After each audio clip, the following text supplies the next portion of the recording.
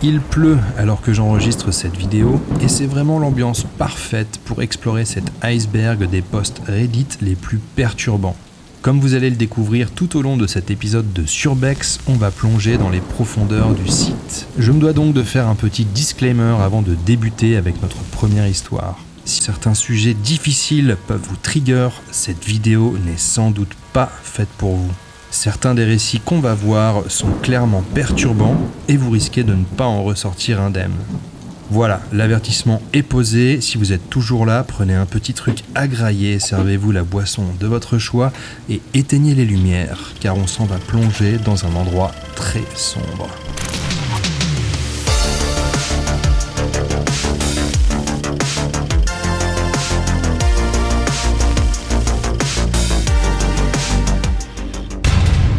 Cet iceberg des posts Reddit les plus perturbants a été posté par l'utilisateur Chimsjaru le 1er décembre 2021. Avec ce genre d'infographie, on commence en général par les histoires les plus light pour aller vers les plus dérangeantes. Ici, on va laisser de côté la partie émergée de l'iceberg car pas mal de posts sont déjà assez connus. On va donc directement plonger la tête sous l'eau, sous la surface. Et on commence par l'histoire de la lampe. Ce message est posté le 12 janvier 2012 par l'utilisateur Temp2Too. La voici. Au cours de mon dernier semestre à l'université, j'ai été agressé par un joueur de football parce que je marchais là où il essayait de conduire. Alors que j'étais inconscient au sol, j'ai vécu une autre vie. J'ai rencontré une jeune femme merveilleuse et je l'ai courtisée pendant des mois et des mois avant de finalement la séduire. Après 2 ans, nous nous sommes mariés et avons eu une fille. J'avais une bonne situation professionnelle et ma femme n'avait pas besoin de travailler. Quand notre fille a eu 2 ans, ma femme est tombée à nouveau enceinte et nous a donné un fils. Mon fils était ma plus grande joie. J'entrais dans sa chambre chaque matin avant de partir au travail et je l'adorais, tout autant que ma fille. Un jour, alors que j'étais assis sur le canapé, j'ai remarqué que la perspective de la lampe du salon était étrange, comme inversée. Elle était toujours en 3D, mais elle apparaissait faussée. C'était une lampe avec des garnitures dorées sur 4 pieds et un abat-jour carré blanc. J'étais fasciné, je ne pouvais pas la quitter des yeux. Je suis resté debout toute la nuit à la regarder. Et le lendemain matin, je ne suis pas allé travailler. Il y avait quelque chose qui n'allait pas avec cette lampe. J'ai arrêté de manger et je ne quittais plus le canapé. J'ai fixé cette satanée lampe pendant 3 jours avant que ma femme ne s'inquiète vraiment. Elle a fait venir quelqu'un pour essayer de me parler, mais ma raison était tout simplement en train de s'effondrer. Elle a emmené les enfants chez sa mère juste avant que je n'aie ma révélation. La lampe n'était pas réelle. La maison n'était pas réelle. Ma femme, mes enfants, rien de tout cela n'était réel. Les 10 dernières années de ma vie n'étaient pas réelles. La lampe a commencé à s'élargir et à s'enfoncer, elle était toujours en dimension inversée, elle prenait toute ma perspective et tout ce que je voyais était rouge. J'ai entendu des voix, des cris, toutes sortes de bruits bizarres et j'ai pris conscience de la douleur, une tonne de douleur. Et les premiers mots que j'ai dit étaient « Il me manque des dents » et j'ai ouvert les yeux. J'étais allongé sur le dos, sur le trottoir, entouré de gens que je ne connaissais pas et qui avaient l'air affolés. Moi, j'étais complètement perdu. Puis un policier est arrivé. Il m'a emmené dans sa voiture de police puis à l'hôpital pour passer des scanners et d'autres examens médicaux. Suite à ça, j'ai traversé une dépression horrible. Pendant 3 ans, je pleurais la perte de ma femme et de mes enfants et je devais faire face au fait qu'ils n'avaient jamais existé. J'avais peur de devenir fou car je pleurais jusqu'à m'endormir en espérant les voir dans mes rêves. Je ne les ai jamais vus, mais parfois j'aperçois mon fils, du coin de l'œil, dans ma vision périphérique. Il a perpétuellement 5 ans et je n'entends jamais ce qu'il me dit. Je ne sais pas pour vous, mais cette histoire me glace le sang. Elle me fait un peu penser à ce jeu vidéo dans Rick et Morty, Roy, une vie bien menée, dans lequel le joueur fait l'expérience de toute une vie, alors qu'il ne se passe que quelques minutes dans la réalité. Ce qui est encore plus fou, c'est que le Redditeur dit que d'autres personnes l'ont contacté pour lui faire part d'expériences similaires. La prochaine histoire a été postée par l'utilisateur Poison by Mom en mai 2013. Je vais la résumer un peu pour aller à l'essentiel. Le Redditeur explique que depuis toujours, sa mère a été contre l'idée qu'il quitte le foyer familial. Après avoir travaillé en tant que cuistot, il a étudié la programmation et fini par décrocher un emploi en tant que développeur informatique. Il a alors déménagé de chez ses parents avant de perdre son emploi et de revenir chez eux 3 mois plus tard. Voici ce qu'il raconte. Au début, tout était cool. Mais au fur et à mesure que je recevais des appels de recruteurs et que je me rendais à des entretiens d'embauche, mes parents sont progressivement redevenus plus hostiles, m'accusant d'être distant et de ne pas me soucier d'eux. Le mois dernier, j'ai finalement trouvé ce poste de développeur en dehors de ma ville. J'avais tout juste assez d'argent pour déménager. La veille de mon départ, ma mère m'a donné 2 gobelets de nouilles instantanées en polystyrène dont le couvercle de protection était déchiré. Elle m'a donné quelques autres produits alimentaires supplémentaires à emporter avec moi pour le voyage. Lorsque je suis arrivé dans ma nouvelle ville et que je me suis installé à l'hôtel, j'ai enfin pu me détendre. Après mon premier jour de travail, j'ai mangé un de ces bols de nouilles instantanées et j'ai commencé à me sentir mal. Je connaissais cette sensation parce que fin 2011, ma sœur m'avait donné un truc à manger qui m'avait fait ressentir la même chose. Je me sentais faible, étourdi et comme essoufflé. J'ai bu de l'eau car c'est ce que j'avais fait la première fois quand ça m'était arrivé. Au cours de la semaine, ma mère n'a cessé de m'appeler pour me rappeler de manger mes nouilles ramen. Je ne lui ai jamais dit que je l'avais déjà fait. J'ai alors soupçonné que j'avais été empoisonné et après quelques recherches sur Google, j'ai déduit qu'il s'agissait de cyanure. C'est une pensée qu'on ne devrait jamais avoir, que votre propre mère puisse vous faire ça. J'ai résisté à cette idée au début car je la trouvais insupportable. Mais j'ai fini par commander un kit de test sur internet et voici les résultats. Je suppose que je vais devoir appeler la police et que je ne parlerai plus jamais à ma famille. L'histoire est déjà dingue comme ça, mais elle ne s'arrête pas là, puisque le redditeur explique qu'il est allé au commissariat et qu'il a voulu déposer une plainte, mais que les policiers lui ont dit qu'il n'y avait pas assez d'éléments pour mener une enquête. Puis il raconte comment sa mère a essayé de le retrouver dans le motel où il habite, et comment le matin même où il poste ce second message, il l'a vu dans une voiture de location alors qu'il se rendait à son arrêt de bus. Sa mère portait un sweat à capuche noire, ce qui, dit-il, est étrange, et elle lui a fait signe de venir avec le doigt pour qu'il approche. Il a refusé et elle a insisté en lui disant qu'elle voulait lui faire un câlin. Mais le redditeur explique qu'il ne lui fait absolument plus confiance et qu'il sait qu'elle est une bonne tireuse. Il finit son poste en se demandant si la ville où il réside constitue encore une option sûre pour lui. Le dernier commentaire de Poison by Mom a été posté environ 3 mois après ce dernier message, il y a de cela 9 ans, en janvier 2014. Depuis, il n'a plus posté sur son compte Reddit. Passons à la suite avec l'histoire de l'homme qui a mangé son pied. Celle-ci est très rapide mais non des moins perturbante. Dans un message posté le 7 juin 2018, l'utilisateur Incredibly Shiny Chart explique « Il y a environ 2 ans, j'ai été renversé alors que j'étais en moto. Les médecins ont pu sauver mon pied, mais ils m'ont dit que je ne pourrais plus jamais l'utiliser. J'ai donc choisi de me faire amputer. Après l'opération, je leur ai demandé si je pouvais le garder. Les médecins m'ont fait signer des papiers, puis j'ai récupéré mon pied et, avec quelques amis, j'ai cuisiné une partie de mon muscle tibial antérieur. Voici la preuve en photo. Ça avait le goût du bison, mais en plus caoutchouteux. Bon appétit les amis.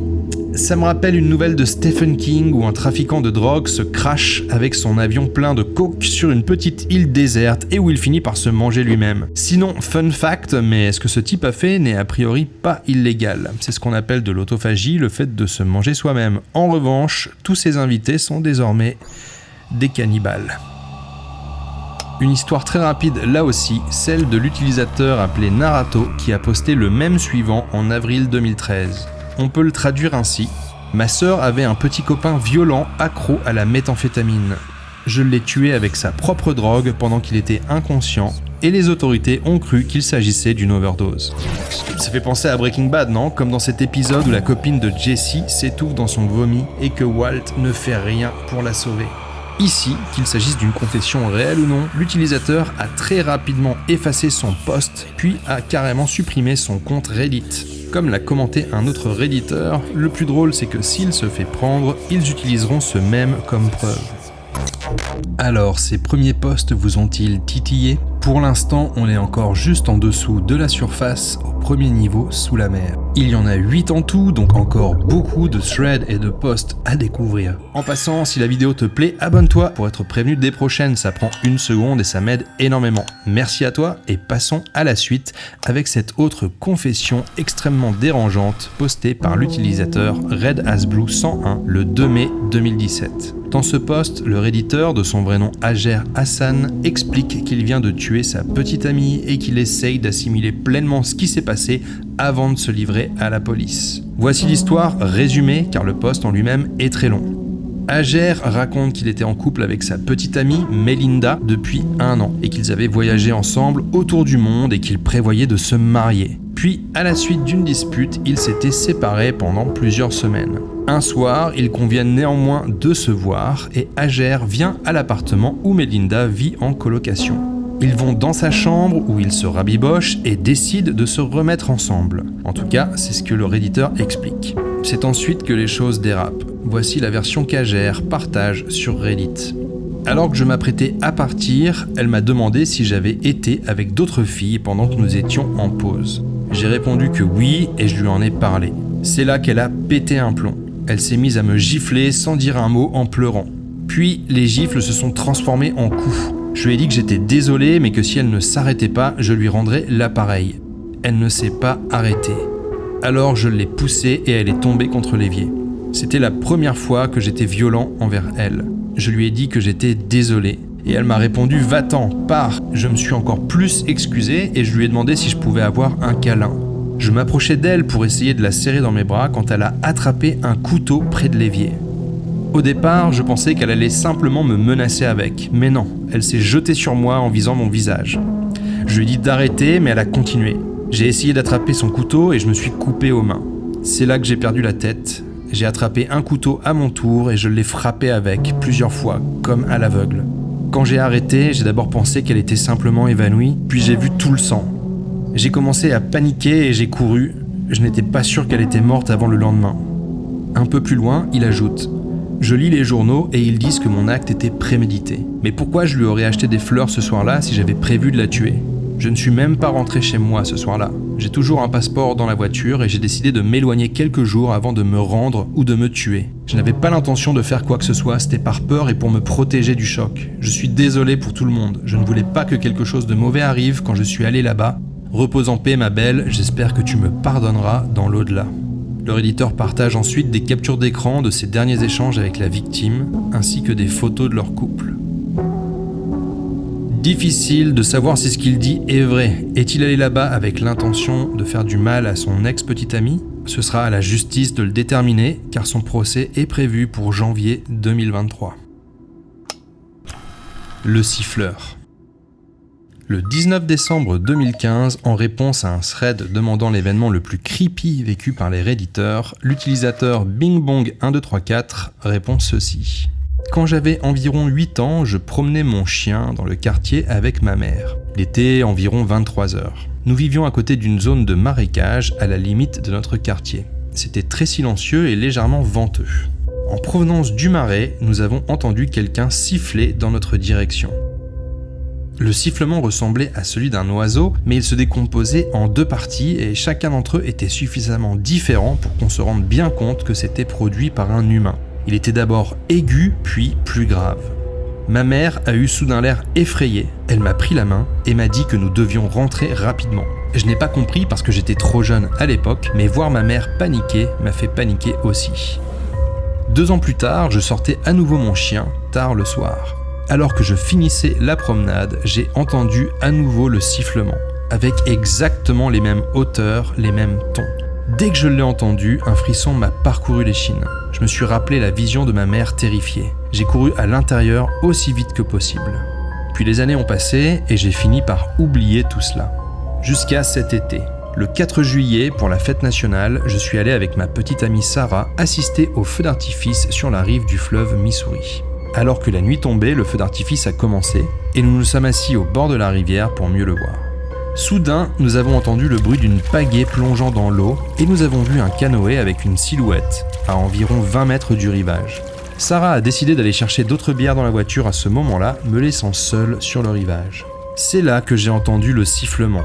mon corps entier s'est couvert de chair de poule. C'était exactement le même sifflement que celui de mon enfance, plus de 10 ans auparavant. J'ai regardé la silhouette de l'homme, mais il faisait beaucoup trop sombre pour discerner qui cela pouvait être. Lorsqu'il est arrivé à ma hauteur sur la rive, il a arrêté de pagayer et tourné le canoë pour me faire face à moi. Et il m'a sifflé droit dessus. J'ai eu si peur que je me suis levé et que je lui ai crié « Qui êtes-vous » Il n'a rien dit, il a juste sifflé plusieurs autres fois, puis il s'est éloigné avec son canoë. Quand Sarah est revenue, elle ne comprenait pas pourquoi j'avais l'air effrayé. Quand je lui ai expliqué, elle a eu peur elle aussi. J'étais convaincu que nous allions tous les deux être assassinés cette nuit-là. Comment ce siffleur a-t-il pu me retrouver après 14 ans ? Était-ce une coïncidence ? Pourquoi était-ce le même sifflement ? Aujourd'hui encore, j'ai peur d'être dehors dans le noir où je pourrais entendre ce sifflement à nouveau. Le Redditeur, qui est vidéaste, a posté la vidéo de cette rencontre où l'on peut entendre le siffleur siffler.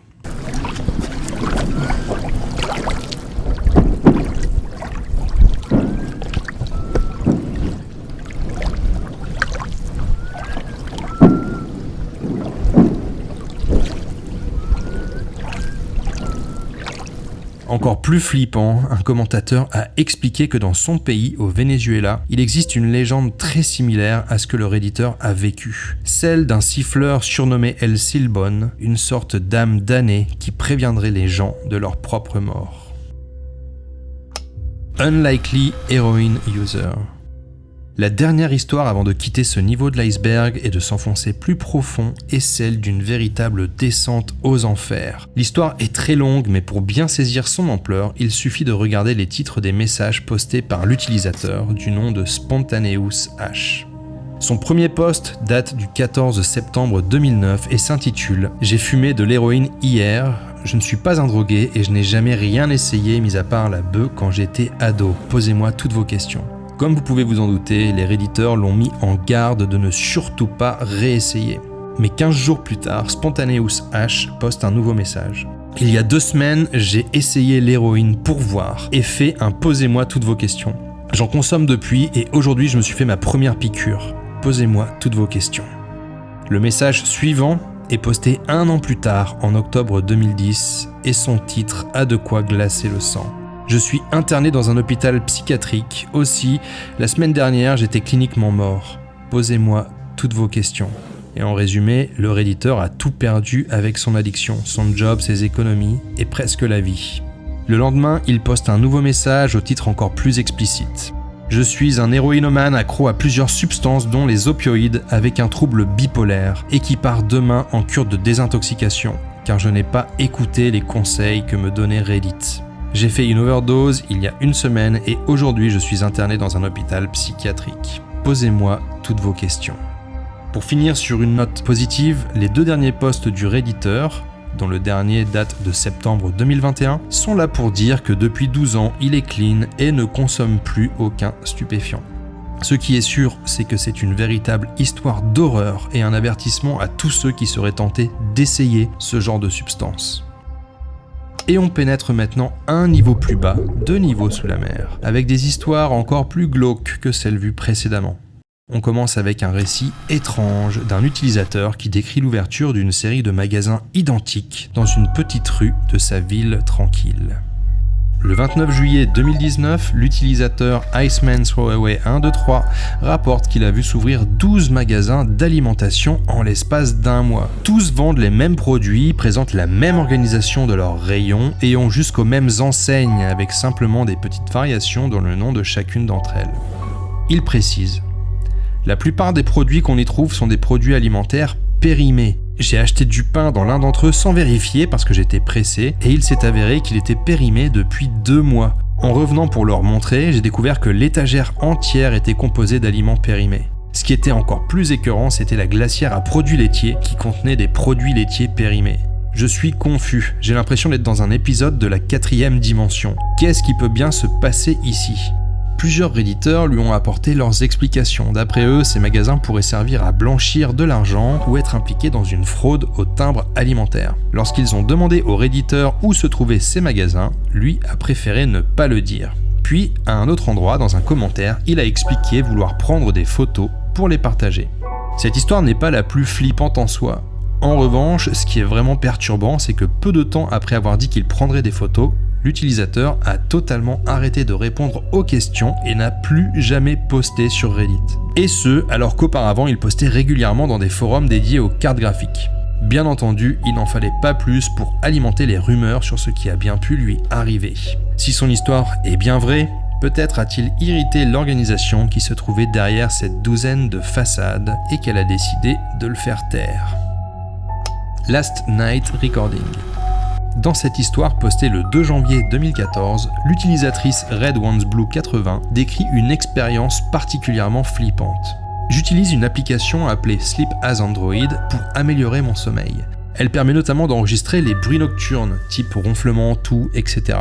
J'utilise l'application depuis plusieurs mois et je n'ai jamais rien capté d'autre que mes propres sons. Mais le 30 décembre à 2h04 du matin, j'ai enregistré quelque chose de très bizarre. Cette nuit-là, je dormais dans mon lit avec mon fils de 3 ans. Il n'y avait que nous deux à la maison. Et c'est en ouvrant l'application que j'ai trouvé cet enregistrement particulier. Vous pouvez y entendre des clics qui s'amplifient au fil de l'enregistrement, puis quelqu'un qui dit « Qu'est-ce que tu fais ?» et immédiatement après, une voix grave qui répond « Rien ». À la toute fin de l'enregistrement, il y a même une voix qui semble dire « C'est eux ». L'utilisatrice se demande si c'est elle qui a pu parler dans son sommeil, mais ce n'est pas du tout sa voix qu'elle entend. Et elle n'a aucune idée de ce qui a provoqué ces clics sonores. Voici l'enregistrement en lui-même pour que vous puissiez vous faire votre propre idée.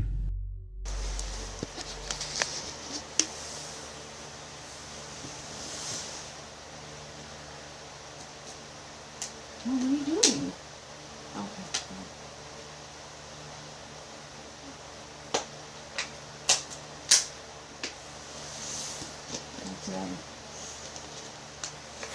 Alors, qu'est-ce que vous en pensez? Des intrus qui se sont rendus jusque dans sa chambre où elle dormait avec son fils? Quoi qu'il en soit, la redditrice a fait changer toutes ses serrures et installé une alarme après avoir découvert cet enregistrement franchement inquiétant. Dans le genre visite nocturne, il y a aussi ce post laissé par l'utilisateur Fat and Depressed le 16 août 2016. Il n'y a pas grand chose à dire, juste à voir. Le redditeur explique qu'il a reçu une notification de son application Smart Home au milieu de la nuit qui disait « Votre sonnette a détecté un visiteur ». Et voici l'image qui l'accompagnait.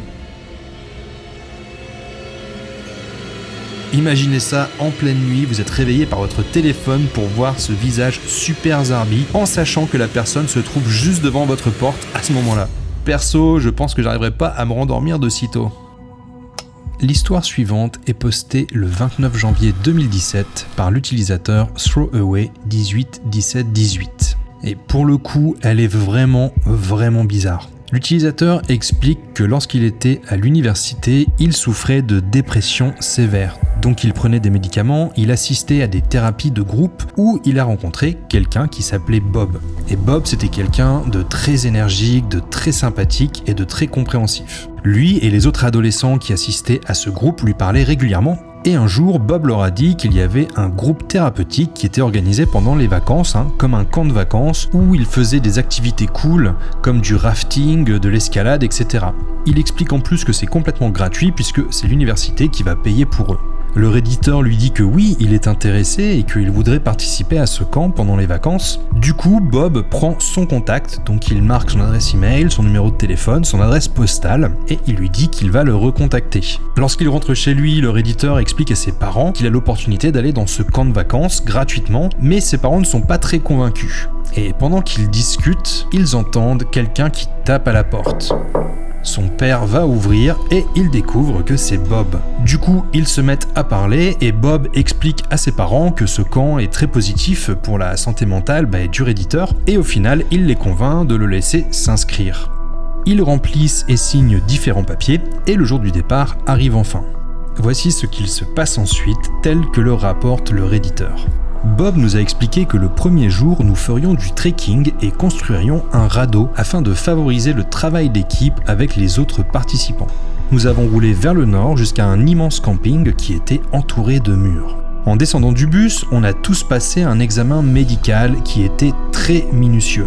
Lorsque nous sommes ressortis de cet examen, nos valises ne se trouvaient plus là, donc on a supposé qu'elles avaient été emmenées vers nos chambres. Mais lorsqu'on est arrivé dans nos chambres, elles n'y étaient pas non plus.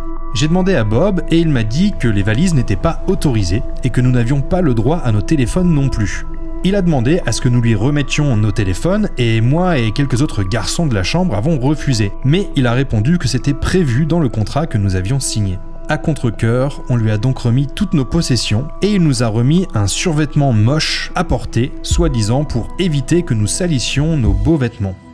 Je ne sais pas ce que vous en pensez jusqu'ici, mais ça fait quand même un peu tromperie sur la marchandise. On lui promet un truc fun, il se retrouve avec un examen médical très minutieux, quoi que ça veuille dire, et confiscation de tous leurs objets personnels. Et vous le verrez, ce n'est encore que le début de cette mésaventure pour leur éditeur. Continuons.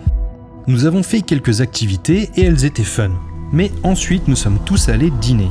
Et avant de commencer à manger, l'un des chefs de groupe a dit que nous devrions tous prier. Je ne suis pas religieux et il n'y avait pas d'indication selon laquelle il s'agissait d'un groupe religieux, donc j'étais surpris. Le chef de groupe a aussi dit que nous devions remercier les dieux de nous avoir réunis, les dieux au pluriel. J'ai trouvé cela bizarre, mais j'ai supposé qu'il voulait simplement tenir compte des différentes religions de chacun. Plus tard dans la nuit, nous sommes allés nous coucher. Et pendant que nous étions au lit, un autre chef de groupe, appelons-le Todd, est entré et nous a obligés à nous lever. Nous l'avons fait et il nous a reproché de dormir en caleçon. Il a dit que nous devions dormir en survêtement. Alors nous avons remis nos survêtements, mais dès qu'il est parti, nous les avons enlevés, puisque c'était l'été et qu'il faisait chaud. Les jours suivants se sont déroulés de manière similaire. Il y a eu quelques activités amusantes, mais elles étaient toujours assombries par les chefs de groupe qui agissaient bizarrement ou se montraient très stricts. Les garçons et les filles n'avaient pas le droit de se parler. Quand nous allions nager, nous devions le faire en survêtement et nous n'avions même pas vraiment le droit de parler pendant toutes ces activités. À chaque repas, nous devions prier et les chefs disaient toujours des trucs comme « Les dieux nous montreront le chemin jusqu'à la fin » et honnêtement, je commençais à trouver ça flippant. Nous faisions des activités sympas, mais aussi des plus ennuyeuses comme la méditation. Enfin, ils nous ont dit que si nous voulions rester après les 5 semaines du camp, nous le pouvions, et que nous pouvions aussi inviter nos familles à venir vivre avec nous. Un soir, j'ai demandé à Bob si je pouvais appeler chez moi, juste pour parler à ma famille et leur dire que j'étais bien arrivé et que j'allais bien. J'ai essayé d'argumenter, mais il était bien décidé à ne pas me laisser contacter ma famille avant la fin des 5 semaines. Ce soir-là, on faisait un feu de camp intégré à une séance de thérapie de groupe. J'ai demandé à utiliser les toilettes du bâtiment principal pour m'éclipser. Il y avait un petit bureau vide et les lumières étaient éteintes, alors je suis entré et j'ai utilisé le téléphone pour appeler chez mes parents. J'ai raconté à ma mère ce qui se passait et elle a dit qu'il venait me chercher immédiatement. Au fond du bureau, il y avait une autre pièce remplie de valises et une boîte en plastique remplie de nos téléphones. J'ai mis du temps à trouver le mien, mais je l'ai enfin trouvé et je l'ai pris, puis j'ai essayé de chercher ma valise. Pendant que je cherchais, Todd est entré dans le bureau et m'a attrapé. Il m'a pratiquement traîné dehors et m'a fait asseoir dans le couloir en me criant dessus pour avoir désobéi aux règles. Il a dit que j'essayais d'atteindre mes vêtements et que c'était un péché de vanité ou quelque chose comme ça. Il m'a ramené dans le groupe et l'a dit aux autres chefs devant tout le monde. Les autres chefs se sont mis en colère et nous ont fait un rappel des règles. Puis nous avons tous été envoyés au lit sans dîner. Dans mon lit, j'étais sur mon téléphone, j'envoyais des SMS à mon père qui disait qu'ils arrivaient bientôt. Je m'assurais aussi que les autres garçons ne puissent pas voir mon téléphone. Finalement, mon père m'a envoyé un texto disant quelque chose comme « Nous sommes dehors, viens maintenant ». Alors j'ai sauté du lit et j'ai couru aussi vite que possible en passant devant les chefs de groupe qui ont essayé de m'empêcher de sortir du bâtiment. J'ai descendu le chemin de terre jusqu'à la voiture de ma mère qui était au bord du camping. Les chefs me poursuivaient, mon père est sorti de la voiture et m'a enfermé à l'intérieur avec ma mère. Les chefs de groupe lui disaient que je n'avais pas le droit de partir, que mes parents avaient signé un contrat disant que je ne pouvais pas quitter le camp avant la fin des 5 semaines. Mon père a refusé et ils ont quand même essayé d'ouvrir les portières pour me faire sortir. Finalement, mon père a réussi à remonter dans la voiture et on a verrouillé les portières avant de prendre la route de la maison. De retour chez nous, j'ai tout raconté à mes parents. Le lendemain matin, Todd et d'autres chefs de groupe étaient devant notre porte. Mon père leur a dit de partir car ils essayaient toujours de me faire revenir au camp et ils ne voulaient pas s'en aller sans moi. Mon père a appelé la police qui les a fait partir. Mais si nous ne pouvions pas les voir, nous savions qu'ils nous observaient.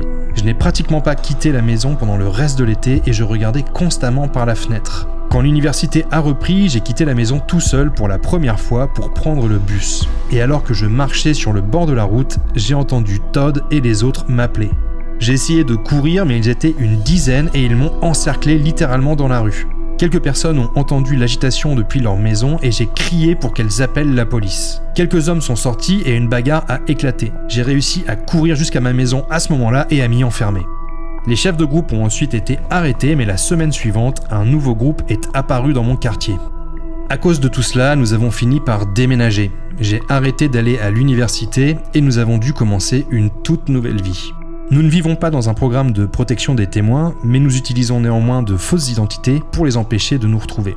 Mes parents étaient en contact avec l'université et la police. L'université a cessé de financer ce groupe et la police nous a dit qu'elle allait ouvrir une enquête. Il paraît aussi que Todd s'est ôté la vie pendant qu'il était en liberté sous caution. Je n'en sais pas beaucoup plus, mais j'espère que tous les membres du groupe sont en sécurité.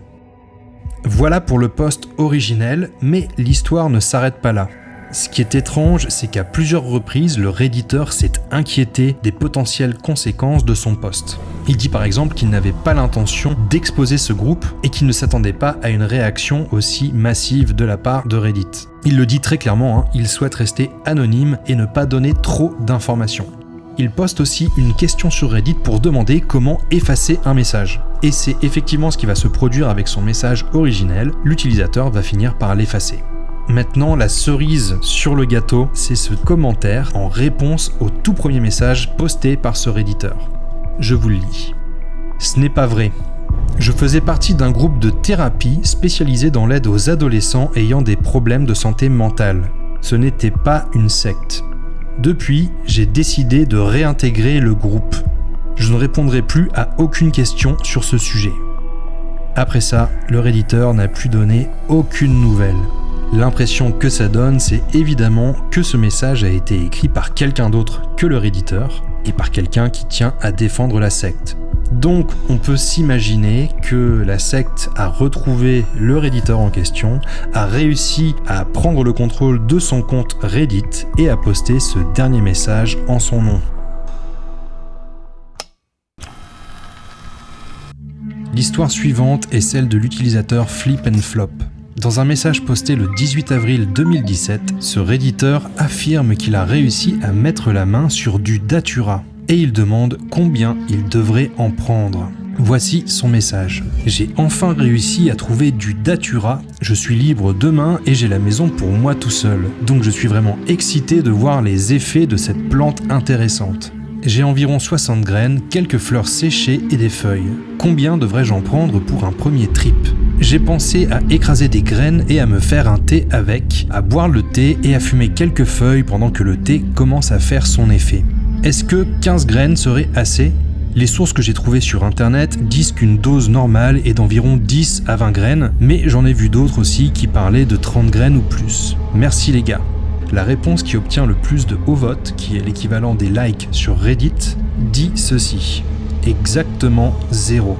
Un autre redditeur répond « Les meilleurs effets seront obtenus en s'abstenant d'en consommer, je pense ». Bref, de manière assez unanime, les redditeurs essayent de le mettre en garde contre cette drogue, qui, en définitive, s'apparente plus à un poison qu'autre chose. Comme indiqué sur le site drogueinfoservice.fr, le datura est une plante hallucinogène puissante et très toxique. Toutes les parties de la plante contiennent des principes actifs et sont donc potentiellement dangereuses. On l'appelait aussi herbe du diable, herbe des sorciers, trompette de la mort, trompette des anges ou encore stramoine. Seulement 4 à 5 grammes de feuilles de datura peuvent contenir une dose mortelle d'alcaloïdes. Les fleurs et les graines sont encore plus puissantes, le surdosage peut avoir des conséquences graves dès la première prise comme le coma ou la mort par dépression respiratoire ou arrêt cardiaque. Plusieurs redditeurs partagent leur propre expérience avec cette drogue et la décrivent comme absolument horrible. Cela n'empêche pas Flip and Flop de tester par lui-même. Dans une mise à jour de son post, il explique qu'il a bu le thé en une petite demi-heure et que le goût n'était pas trop mauvais. Il affirme qu'il ne ressent pas trop d'effets pour l'instant, mais qu'il va revenir poster d'ici 1 heure pour les tenir au courant. Malheureusement pour Flip and Flop, les choses ne vont pas se dérouler exactement comme ça. Une douzaine d'heures après son dernier message, il poste ce commentaire extrêmement étrange. Google.com, comment normal à nouveau, arrêtez maintenant. Évidemment, certains redditeurs se moquent, mais d'autres sont plus inquiets, comme Pillboxhat qui dit « Ouais, c'est marrant parce qu'il est tellement défoncé qu'il utilise un commentaire Reddit pour faire une recherche Google, mais après avoir lu les expériences d'autres utilisateurs de cette drogue, je suis vraiment inquiet pour lui. De plus, il semble qu'il soit très facile de faire une overdose. » Ce à quoi répond Spiced Mice juste en dessous « Ouais, en effet, c'est un poison très puissant. » La toute dernière trace de l'utilisateur Flip and Flop sur Reddit, c'est ce commentaire posté quelques minutes plus tard sous la vidéo que vous pouvez voir maintenant.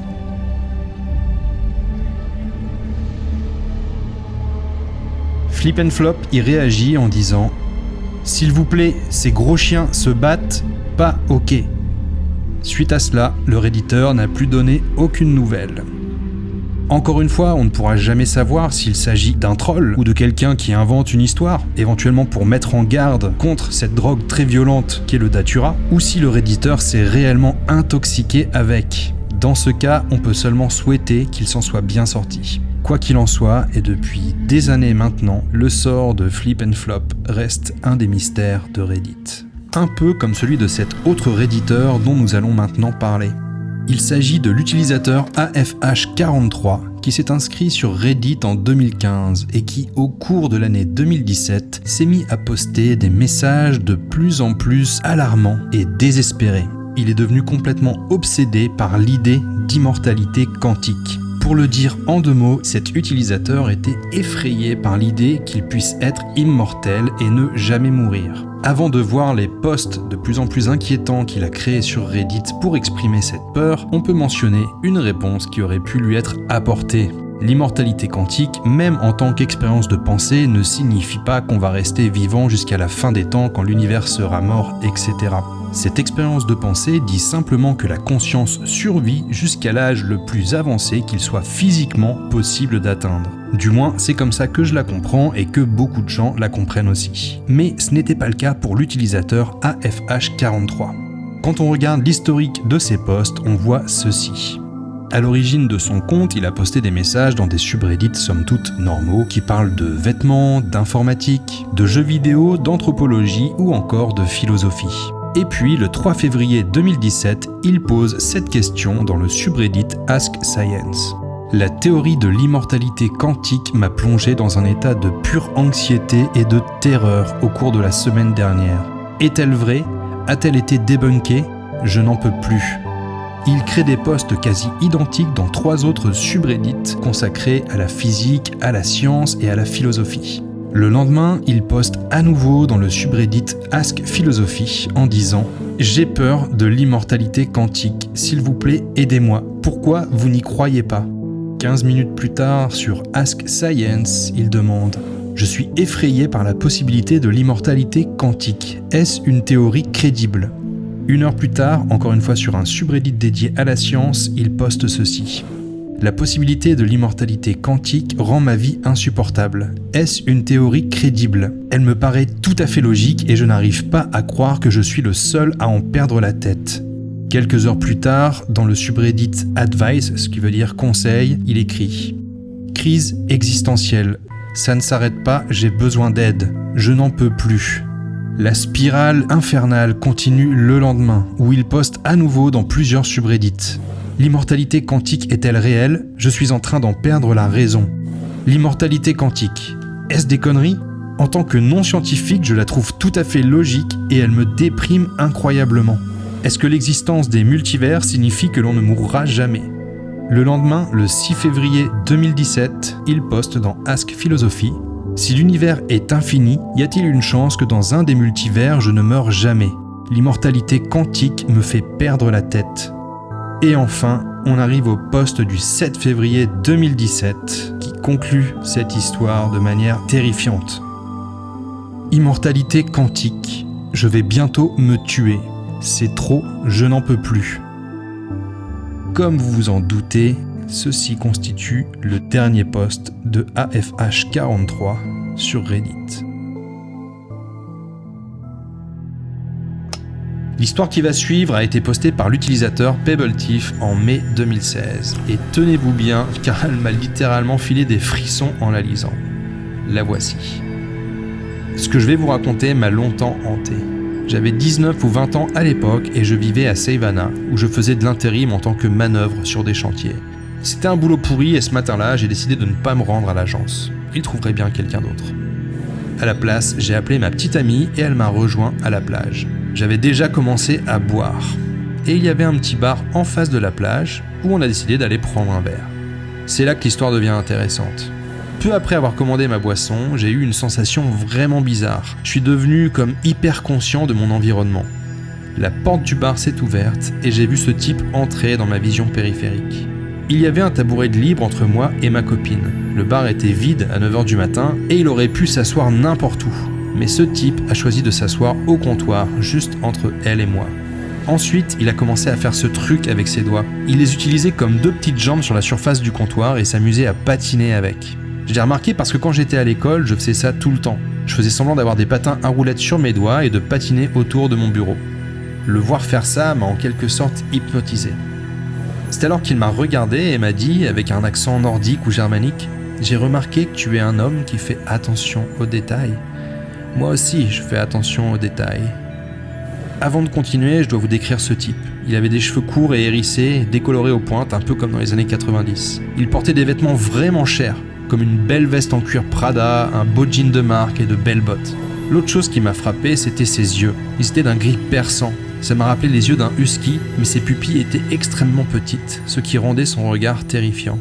Le truc avec ce type, c'est qu'en le regardant, tout semblait normal. Et en même temps, il avait quelque chose d'étrange, d'inquiétant, sans que j'arrive à déterminer quoi.